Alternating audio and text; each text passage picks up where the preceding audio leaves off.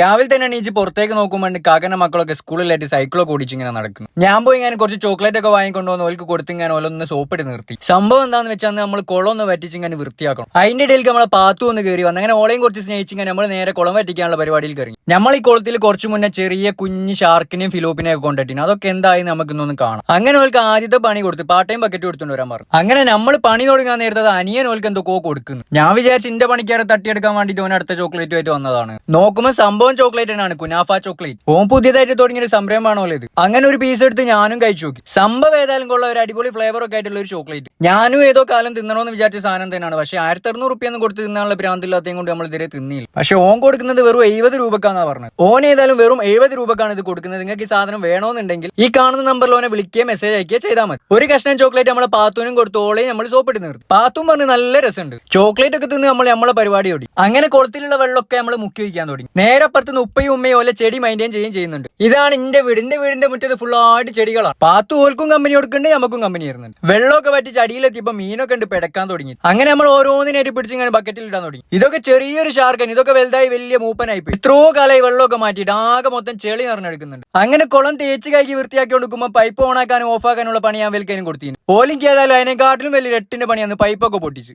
അങ്ങനെ പിന്നെ പീടിയെ പോയി ഇങ്ങനെ പുതിയ പൈപ്പൊക്കെ വാങ്ങിക്കൊണ്ടുവന്ന് ഫിറ്റ് ചെയ്ത് വെള്ളമൊക്കെ നിറച്ചു. എല്ലാ മീനെയും തിരിച്ചിങ്ങനെ അതിലേക്ക് ഇട്ട് നമ്മൾ കുറച്ച് തീറ്റയൊക്കെ ഇട്ട് കൊടുത്തു. നമ്മളെ വീഡിയോ നിങ്ങൾക്ക് ഇഷ്ടപ്പെട്ടിരിക്കണേ നമ്മളൊന്ന് ഫോളോ ചെയ്യാം. Okay, by.